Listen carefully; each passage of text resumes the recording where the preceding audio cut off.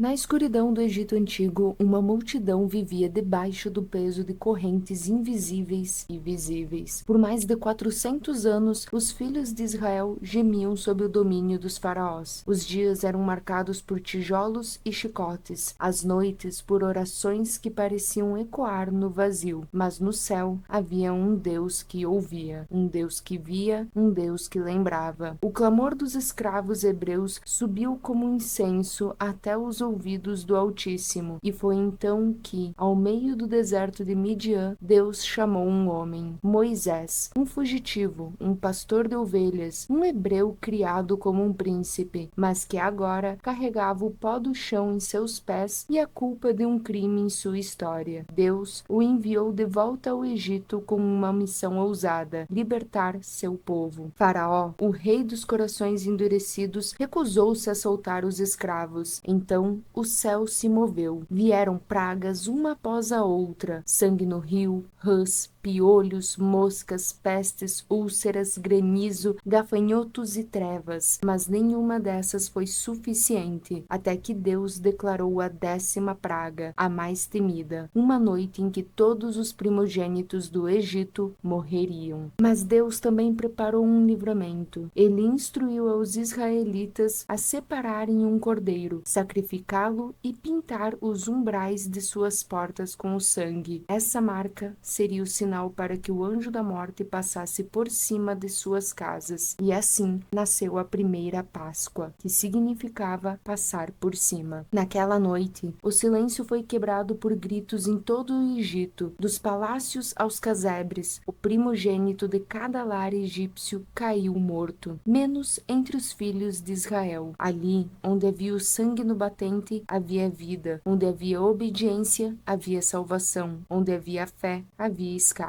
Foi o início da caminhada rumo à liberdade. Com pressa, os hebreus partiram, carregando massas sem fermento e corações carregados de esperança. Nunca mais seriam os mesmos. Aquela noite seria lembrada por gerações, seria contada nas mesas, celebrada nas famílias e ensinada aos filhos, porque não foi apenas uma libertação política, foi o começo de um pacto eterno entre Deus e seu povo. A primeira Páscoa não foi uma tradição criada por homens, foi um ato divino, um divisor de águas na história de um povo escravizado e, mais do que isso, foi uma sombra de algo ainda maior que viria: o sangue de um cordeiro inocente salvando da morte, um sinal profético de uma libertação que um dia alcançaria toda a humanidade. Antes da gente continuar essa jornada pela verdadeira história da Páscoa, já deixe seu like nesse vídeo e me conte aqui nos comentários o que você está achando do conteúdo. Já ouviu falar da Páscoa desse jeito? Vamos seguir juntos nessa descoberta. O deserto era vasto, imprevisível e implacável. Os hebreus recém-libertos do Egito agora caminhavam sob um sol escaldante e noites geladas. Tinham deixado para trás os gritos dos capatazes, mas agora enfrentavam o desafio de sobreviver sem muros, sem terra, sem rumo fixo. A liberdade tinha chegado, mas com ela veio a responsabilidade de não esquecer. E Deus sabia: um povo que esquece seu passado corre o risco de se perder no futuro. Por isso, ele deu uma ordem clara: celebrem a Páscoa todos os anos. Celebrem-se como eu os tirei do Egito. Essa não era apenas uma comemoração, era uma ferramenta divina para gravar na memória de cada geração o dia em que Deus os salvou da morte. A cada ano novo, no mês de Abibe, o povo montava acampamentos, preparava pães sem fermento, assava cordeiros e contava a história. As crianças perguntavam: por que fazemos isso? E os pais respondiam com os olhos cheios de lembranças: porque o Senhor nos tirou do Egito com o poder e nos fez seu povo. Era no deserto, entre tendas de tecidos e fogueiras crepitantes, que a identidade do povo de Israel começava a ser moldada. Eles não eram apenas ex-escravos, eram escolhidos, eram herdeiros de uma promessa, eram livres por um propósito, e a Páscoa era o lembrete vivo dessa verdade. A cada fatia de pão sem fermento, cada erva amarga, cada gota de vinho havia um significado. Não era uma ceia comum, era um reencontro com a história, uma afirmação de fé, uma renovação da aliança. Mesmo em tempos de rebeldia, mesmo quando o povo povo murmurava ou se desviava, a Páscoa os chamava de volta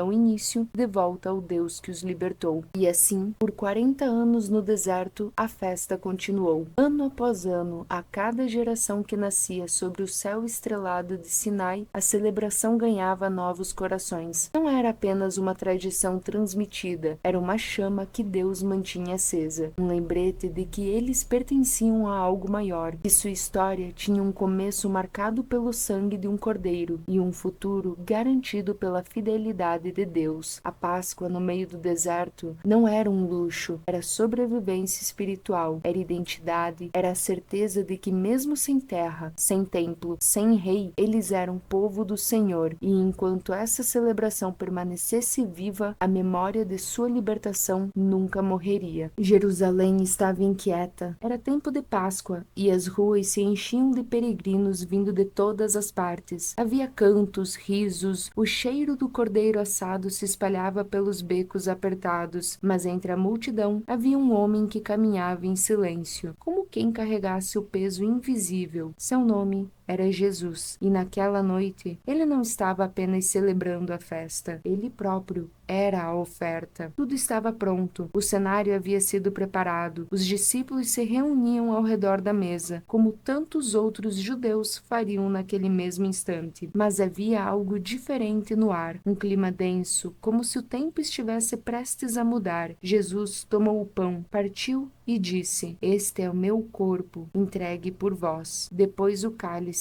Este é o cálice da nova aliança, do meu sangue derramado por muitos. Eles comeram e beberam, mas só entenderiam de verdade dias depois. A Páscoa que celebravam naquela noite era a mesma instituída no Egito, mas agora Jesus estava revelando que tudo aquilo, o cordeiro, o sangue nas portas e a libertação apontavam para ele. O sacrifício não era mais simbólico, era real e seria feito em poucas horas. Enquanto os discípulos ainda digeriam o jantar e as palavras do mestre, os soldados já se moviam. No jardim, entre as oliveiras antigas, Jesus orava em agonia. Sabia o que viria, sabia que seria traído, humilhado, rasgado em carne viva, pendurado numa cruz, mas não recuou, porque assim como o cordeiro pascual, ele precisava morrer para que a casa fosse poupada, ele precisava ser entregue para que a humanidade fosse salva. No amanhecer seguinte, enquanto o povo ainda preparava seus cordeiros para o sacrifício no templo, Jesus era julgado às pressas. Foi açoitado, escarrado, coroado com espinhos, carregou uma cruz pelas ruas da mesma cidade que celebrava a libertação. E então, como um cordeiro levado ao matadouro, ele foi pregado entre dois criminosos. Ao meio-dia, o céu escureceu, e por 3 horas a criação parecia conter a respiração, até que ele bradou: "Está consumado." O véu do templo se rasgou, e ali, naquela colina chamada Gólgota, a história da Páscoa ganhava um novo significado. O sangue não estava mais nos umbrais das portas, mas escorria de um madeiro cobrindo toda a culpa, toda a dor, todo o pecado. Jesus não celebrou a Páscoa para manter uma tradição. Ele viveu a Páscoa como última e perfeita oferta. Ele era o cordeiro, o pão, o vinho, a libertação. E naquela noite, a festa passou de uma lembrança para a realidade. A redenção estava selada. A cidade ainda estava em silêncio. Era o 3º dia desde que haviam crucificado aquele homem que tantos chamavam de mestre. O corpo, em volta de linho, jazia em um túmulo emprestado. Uma pedra enorme selava a entrada. Guardas romanos vigiavam, temendo que os discípulos tentassem algo. Mas o que aconteceu naquela madrugada, nenhum homem em guarda poderia ter impedido. Antes do sol nascer, o chão tremeu. A pedra foi removida, não por mãos humanas, mas por uma ordem divina. Um anjo brilhou como um relâmpago e anunciou: "Ele não está aqui." Ressuscitou como havia dito. A morte, até então invencível, havia perdido sua força. A cruz, que era símbolo de vergonha, agora se tornava trono de vitória. O túmulo vazio ecoava ecoava uma mensagem que mudaria o mundo. Ele vive. Para os discípulos, foi um choque. Tinham visto o corpo ferido, tinham sentido a ausência, o luto, o medo, mas agora ali estava, vivo, glorificado, com as marcas nas mãos, sim, mas com um olhar cheio de paz. A paz esteja convosco, disse Jesus. E com essas palavras, a vida deles jamais foi a mesma. A ressurreição de Cristo não foi apenas um retorno à vida, foi o início de uma nova criação. Ele venceu o pecado, desfez o poder da morte e abriu um caminho eterno entre Deus e os homens. A verdadeira Páscoa cristã nasceu ali, não com pão sem fermento, mas com esperança plena, não com cordeiros sacrificados, mas com um Salvador ressuscitado. Desde então, milhões ao redor do mundo celebram essa verdade a cada ano. A Páscoa deixou de ser apenas uma memória do que Deus fez no Egito e passou a ser a celebração do que ele fez na cruz e confirmou no túmulo vazio. A cruz virou ponte, a morte virou nascimento, o fim virou começo. E para cada pessoa que crê nessa história, há uma promessa. A mesma vida que ressuscitou Jesus também habita em você. A Páscoa não é uma data no calendário, é uma realidade que se renova todos os dias. É o anúncio de que nenhuma escuridão é definitiva, nenhum pecado é grande demais e nenhum túmulo é fundo o suficiente para deter o poder de Deus. Por isso, celebramos a Páscoa cristã. Celebramos mais que um evento. Celebramos a vida eterna. Celebramos o amor que se entregou e a esperança que ressurgiu. Celebramos que a morte perdeu e que o Rei vive. E se essa história tocou você, curta esse vídeo, compartilha com alguém que precisa ouvir isso e me conta aqui nos comentários o que mais te impactou nessa jornada. Nos vemos na próxima história.